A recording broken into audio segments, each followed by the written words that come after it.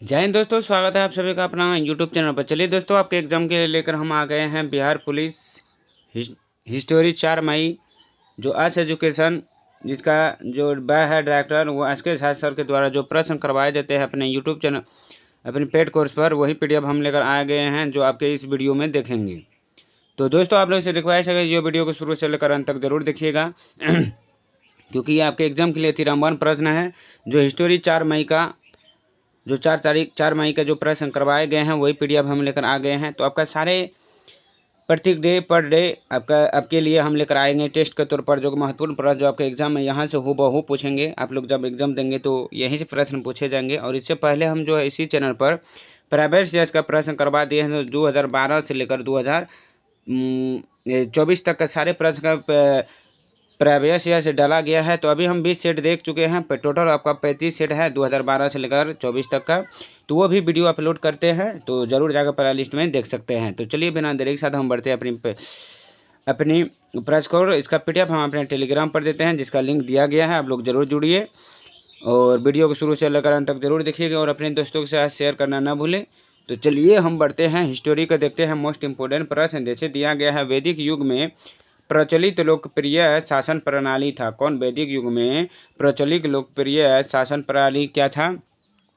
तो एक का आपका राइट आंसर हो जाएंगे डी हो जाएंगे, वंश परंपरागत राजतंत्र। तो ऑप्शन डी इज द आपका करेक्ट आंसर हो जाएंगे। क्या? Option D is the right answer हो जाएंगे। अगली प्रश्न की ओर बढ़ते हैं। मौर्यों के बाद दक्षिण भारत में सबसे प्रभावशाली राज्य था। मौर्य के बाद दक्षिण भारत में सबसे प्रभावशाली राज्य कौन था? सातवाहन, पल्लव, चोल या चालुक्य? जो इसका जो राइट आंसर हो जाएंगे दोस्तों वो हो जाएंगे क्या? 2 का आपका राइट आंसर हो जाएंगे सातवाहन हो जाएंगे। ऑप्शन ए इज द आपका करेक्ट आंसर हो जाएंगे दोस्तों। कौन? Option A is the right answer हो जाएंगे। 2 का option A is the right answer हो जाएंगे। तो दोस्तों, ये जो मौर्य वंश दक्षिण भारत में सबसे मौर्य के बाद दक्षिण भारत में सबसे प्रभावशाली राज्य था कौन? सातवाहन। तो पल्लव से कुछ रिलेटेड प्रश्न है। इससे रिलेटेड ये है कि लताओं का देश, तो लताओं का जो देश है वो किसको कहते हैं? तो पल्लव को कहते हैं। किसको? पल्लव को कहते हैं। जो लताओं का जो इसका जो राजधानी होता था पल्लव का, वो क्या होता है दोस्तों? काजीपुरम। क्या? काजीपुरम होता है। पल्लव की राजधानी कहाँ? काजीपुरम होते हैं। और ये जो चोल है दोस्तों, चोल से भी संबंधित प्रश्न है। तो नौसेना का विकास कहा जाता है कौन? ये चोल वंश का। किसको? चोल को। किसको? चोल वंश का। और इसका जो शासक है दोस्तों वो कौन है? इसका जो शासक संस्थापक है वो कौन है? विजयालय। कौन? विजयालय। कौन है? विजयालय है। याद रखिएगा। इस तरह से आपको एग्जाम में प्रश्न पूछे जाएंगे। अगली प्रश्न है, कलिका पुराण किस धर्म से संबंधित है? कलिका पुराण जो है दोस्तों वो किस धर्म से आपका संबंधित है? कलिका पुराण जो है वो आपका कौन? तो साकत वंश से है। कौन? साकत वंश से आपका संबंधित है। कौन? कलिका पुराण। कलिका को हम कली पुराण भी कहते हैं, याद रखिएगा। तो ये साकत वंश है। और दोस्तों, ये जो आपका राइट आंसर भी और है महत्वपूर्ण प्रश्न जो आपके एग्जाम में पूछे जाएंगे। जैसे अगर पूछा जाए कि पुराण कितना है दोस्तों? पुराण कितना है? तो पुराण आप क्या मारिएगा? 18। कितना है? 18 है। अगर आपसे फिर पूछा जाए कि वायु पुराण किस धर्म से संबंधित है? वायु पुराण जो अगर पूछ लिया जाए कि वायु पुराण वो किस धर्म से है, तो आपका जो है गुप्त वंश है। कौन सा है? कौन है? गुप्त वंश है। कौन? गुप्त वंश है। और आपसे पूरा पूछ लिया जाए विष्णु पुराण, कौन? विष्णु पुराण तो किससे संबंधित है दोस्तों? तो विष्णु पुराण जो है वो मौर्य वंश से संबंधित है। किससे है? तो मौर्य वंश से संबंधित है। याद रखिएगा। इस तरह का आपके एग्जाम में प्रश्न सारे पूछे जाएंगे। अगली प्रश्न कि मौर्य मंत्री परिषद में निम्न में से कौन राजवंश इकट्ठा करने से संबंधित था? मौर्य मंत्री परिषद में निम्न में से कौन राजवंश इकट्ठा करने से संबंधित था? तो इसका जो राइट आंसर हो जाएंगे दोस्तों वो क्या हो जाएंगे? 4 का आपका करेक्ट आंसर ए हो जाएंगे। क्या? Option A is the right answer हो जाएंगे। समाहर्ता जो है ये इकट्ठा करने से संबंधित था मौर्य मंत्री परिषद में।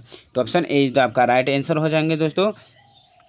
तो ये जो है आनंदपाल है दोस्तों। आनंदपाल से एक संबंधित प्रश्न है कि सीमा सुरक्षा का काम किसका है? वो आनंदपाल के था। किसका? सीमा सुरक्षा का। याद रखिएगा। अगली प्रश्न, निम्नलिखित में से किस स्थान का पुनः नामकरण अलाउद्दीन खिलजी द्वारा खिरजाबाद कर दिया गया था? किस स्थान जो है जो अलाउद्दीन खिलजी के द्वारा पुनः फिर उसी का नामकरण कर दिया। वो आपका जो राइट आंसर हो जाएंगे वो चित्तौड़ हो जाएंगे। कौन? Chittor. Option D is the आपका करेक्ट आंसर हो जाएंगे। क्या? Option D is the right answer हो जाएंगे। दोस्तों हम अलाउद्दीन खिलजी से कुछ एक प्रश्न बढ़िया से प्रश्न उठा लेते हैं जो कुछ कुछ महत्वपूर्ण है। तो जैसे अलाउद्दीन खिलजी के बारे में अगर पूछा जाए कि अलाउद्दीन खिलजी जो है वो खिलजी वंश का दूसरा संस्थापक था। किसका? खिलजी वंश का जो है खिलजी वंश का कौन संस्थापक? दूसरा संस्थापक था अलाउद्दीन खिलजी था। और ये जो है सिरी का किला जो है वो किसने बनाया? अगर पूछ लिया जाए सिरी का किला, सिरी का किला जो किसने बनाया वो भी कौन बनाया दोस्तों? तो अलाउद्दीन खिलजी ने बनाया था। और इससे प्रश्न है हजार खंभों का। तो 1000 खंभों जो है दोस्तों, 1000 खंभों वो भी किसने किया था? तो अलाउद्दीन खिलजी ने ही किया था। और आपसे पूछा जाए बाजार नियंत्रण किसने किया था? बाजार नियंत्रण, तो बाजार नियंत्रण भी वो किसने? तो वो किया था कौन? अलाउद्दीन खिलजी ने किया था। तो इस तरह का आपके एग्जाम में प्रश्न पूछा जाएगा। अगली प्रश्न, किस सुल्तान के काल में खालिसा भूमि अधिक पैमाने में विकसित थी? किस सुल्तान के काल में खालिसा भूमि अधिक पैमाने में विकसित हुई? तो इसका राइट आंसर हो जाएंगे 6 का ऑप्शन बी हो जाएंगे, अलाउद्दीन खिलजी का। अलाउद्दीन खिलजी का option B is the right answer हो जाएंगे। अवध के ब्रिटिश साम्राज्य में मिलन के समय अवध के नवाब कौन थे? मिलने के समय अवध के नवाब कौन थे अवध के ब्रिटिश साम्राज्य में? तो 7 का आपका राइट आंसर हो जाएंगे ए हो जाएंगे कौन? वाजिद अली खान। वाजिद अली खान हो जाएंगे। ऑप्शन ए जो आपका करेक्ट आंसर हो जाएंगे दोस्तों। तो अवध का संस्थापक कौन था दोस्तों? अवध का संस्थापक अगर पूछ लिया जाए अवध का तो शहजाद खान हो जाएंगे। कौन?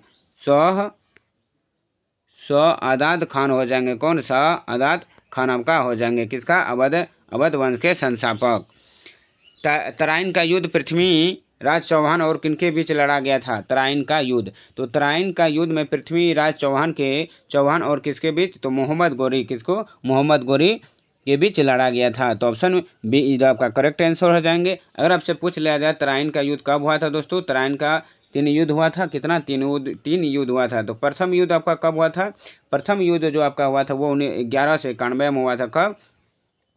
1191 में ये प्रथम हुआ था। और पूछ लिया जाए दूसरा कब हुआ था? तो दूसरा जो हुआ वो 1192 में हुआ था। और आपका जो पूछ लिया जाए कि तीसरा युद्ध कब हुआ था? तीसरा युद्ध, तो तीसरा युद्ध दोस्तों आप लोग कमेंट में ज़रूर बताइए कि तराइन का तीसरा युद्ध कब हुआ। तो प्रथम युद्ध में जो है वो पृथ्वीराज के चौहान का क्या हुआ? हार हुई और जिसमें गोरी की जीत हुई थी।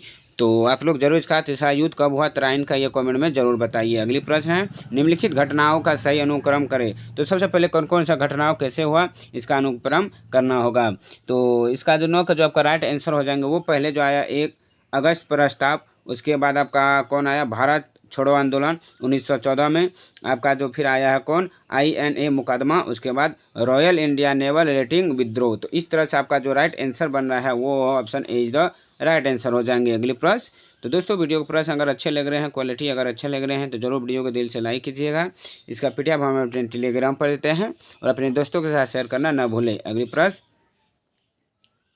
कि भारतीय राष्ट्रीय कांग्रेस के निम्नलिखित अधिवेशनों में से किस एक की अध्यक्षता जवाहरलाल नेहरू ने सर्वप्रथम की? तो इसका जो राइट आंसर हो जाएंगे दोस्तों 10 का जो आपका करेक्ट आंसर हो जाएंगे option A is the right answer हो जाएंगे। क्या? Option A is the right answer हो जाएंगे। लाहौर अधिवेशन 1929 में, लाहौर अधिवेशन 1929 में हो जाएंगे। Option A is the right answer. अगली है, वर्ष 1937 के चुनावों में कितने प्रांतों में कांग्रेस का मंत्रिमंडल बना था? कब? 1937 के चुनावों में कितने प्रांतों में कांग्रेस का मंत्रिमंडल बना था? ये जो आपका बना था दोस्तों ऑप्शन हो जाएंगे क्या? बी हो जाएंगे। 8 मंत्री बना था। टोटल 11 था, 11 में से टोटल 8 को बनाया गया। अगली प्रश्न, 9 अगस्त 1942 को जिन 2 नेताओं को यानी हजारीबाग में गिरफ्तार किया था वे कौन थे? 9 अगस्त 1942 को हजारीबाग में जो गिरफ्तार किया वो 2 नेता कौन थे?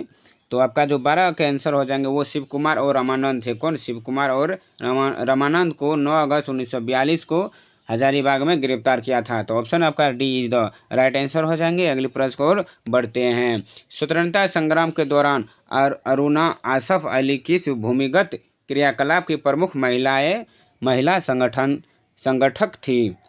स्वतंत्रता संग्राम के दौरान अरुणा आसफ अली किस भूमिगत क्रियाकलाप की प्रमुख महिला संगठक थी? तो 13 का राइट आंसर हो जाएंगे सी। कौन? भारत छोड़ो आंदोलन। कौन? भारत छोड़ो आंदोलन का। किसका? भारत छोड़ो आंदोलन का। दोस्तों अगर पूछ लिया था भारत छोड़ो आंदोलन कब हुआ तो 8 अगस्त 1942 को, 8 अगस्त 1942 का आपका हुआ था।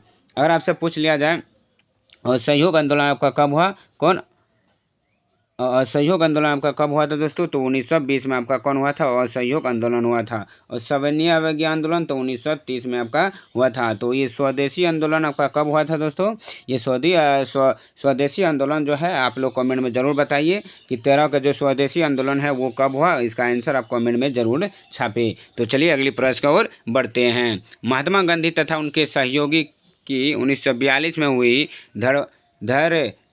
धर पकड़ से बिहार में बहुत दंगे हुए। इसमें रेल सेवा पूर्ण रूप से ठप हो गई। तो उसमें अधिकतम प्रभावित जिला था, तो वो कौन सा अधिक प्रभावित जिला था जो ये सब हुआ था, जिसका राइट जो आंसर हो जाएंगे 14 का ऑप्शन ए मुंगेर जिला। कौन, मुंगेर जिला हो जाएंगे। तो ऑप्शन ए जो आपका करेक्ट आंसर हो जाएंगे। दोस्तों मुंगेर से कुछ प्रश्न बनते हैं। मुंगेर से प्रश्न पूछा जाए कि बम विस्फोट का कारखाना कहाँ, किसका बम विस्फोट का जो कारखाना है दोस्तों, 20 फोर्ट का कारखाना वो कहाँ, मुंगेर में। और मुंगेर से प्रश्न पूछा जाए सिगरेट का कारखाना कहाँ, सिगरेट का कारखाना कहाँ, वो मुंगेर में। और किस जिले, बिहार के किस जिले में वन अधिक है, तो आप लोग जरूर कमेंट बताइए। तो आपका जो मुंगेर से कुछ प्रश्न इस तरह से थे। अगली प्रश्न, गांधी को प्रभावित करने वाली पुस्तक अनटू द लास्ट के लेखक है। गांधी को प्रभावित करने वाली जो पुस्तक है अनटू द लास्ट के लेखक कौन है, तो 15 का आपका राइट आंसर हो जाएंगे बी जॉन जो रस्किन है। जॉन रस्किन जो था इसका लेखक था कौन, अनटू दी लास्ट, जो महात्मा गांधी को प्रभावित करने वाली पुस्तक थी। तो ऑप्शन बी आपका करेक्ट आंसर हो जाएंगे। अगली प्रश्न को बढ़ते हैं। क्रिकेट पिच पर पॉपिंग क्रीज और स्टंप के बीच की दूरी कितनी होती है, पॉपिंग क्रीज और स्टंप के बीच की दूरी कितनी होती है, 16 का आपका डी हो जाएंगे। 4 फीट का होता है, कितना, 4 फीट का होता है। अगली प्रश्न है अलार खा कुरैशी जिन्हें अल्लाह रखा के नाम से जाना जाता है, एक भारतीय डैश वादक थे, वो कौन थे, एक वो तबला वादक थे। कौन, तबला वादक थे। तो चलिए दोस्तों आज के लिए इतना ही। ये 17 आपका जो टेस्ट के तौर पर जो करवाया जाता है वो प्रश्न लेकर हम आ गए हैं, जो ये 1 हेड शॉट है। चलिए आज के लिए इतना ही। उम्मीद है आपको ये सारे अच्छे जो प्रश्न समझ में आ गए हैं। तो वीडियो को जरूर लाइक कीजिएगा दिल से, और चैनल पर पहली बार आए तो सब्सक्राइब करना ना भूले। अधिक से अधिक इसको शेयर करें अपने ग्रुप दोस्तों के साथ। तो धन्यवाद, जय हिंद।